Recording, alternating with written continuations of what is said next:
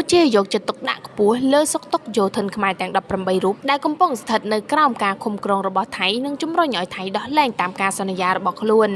ឯកឧត្តមទេសរដ្ឋមន្ត្រីលីថុចអនុប្រធានទី1អាជ្ញាធរមីនកម្ពុជាបានស្នើសុំឲ្យអង្គការកាកបាទក្រហមអន្តរជាតិបន្តតាមដានសុខទុក្ខរបស់វីរៈកងទ័ពកម្ពុជាទាំង18រូបនិងជំរុញឲ្យថៃដោះលែងយោធិនកម្ពុជាទាំងអស់ការលើកឡើងនេះធ្វើឡើងកាលពីថ្ងៃទី1ខែធ្នូឆ្នាំ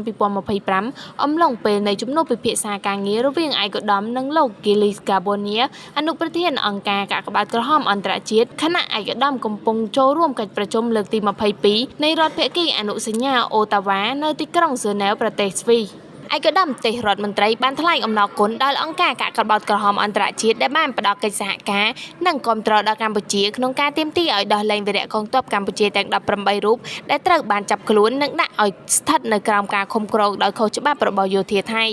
ឯកឧត្តមក៏បានស្នើដល់អង្គការកាកបាទក្រហមអន្តរជាតិបន្តតាមដានសុខទុក្ខរបស់វីរៈកងទ័ពកម្ពុជាទាំង18រូបនិងជំរុញឲ្យថៃដោះលែងយោធិនកម្ពុជាទាំងអស់ឲ្យបានឆាប់រហ័សជាទីបំផុតដើម្បីឲ្យពួកគាត់អាចត្រឡប់មកជួបជុំគ្រួសារវិញនិងប្រកបដោយសុខសុវត្ថិភាពជាការឆ្លើយតបលោក Giles Gabonia បានលើកឡើងថាអង្គការកាកបាទក្រហមអន្តរជាតិនឹងបន្តតាមដានសុខទុក្ខរបស់វីរៈកងទ័ពកម្ពុជាទាំង18រូបនិងសន្យាធ្វើការជាបន្តចំពោះបញ្ហានេះជាមួយនឹងគ្រប់ភាគីពាក់ព័ន្ធសូមបញ្ជាក់នៅថ្ងៃទី2ខែធ្នូឆ្នាំ2025នេះជាថ្ងៃទី126ហើយដែលវីរៈកងទ័ពកម្ពុជាទាំង18រូបត្រូវបានចាប់ខ្លួននិងដាក់ឲ្យស្ថិតនៅក្រោមការឃុំក្រងរបស់យោធាថៃ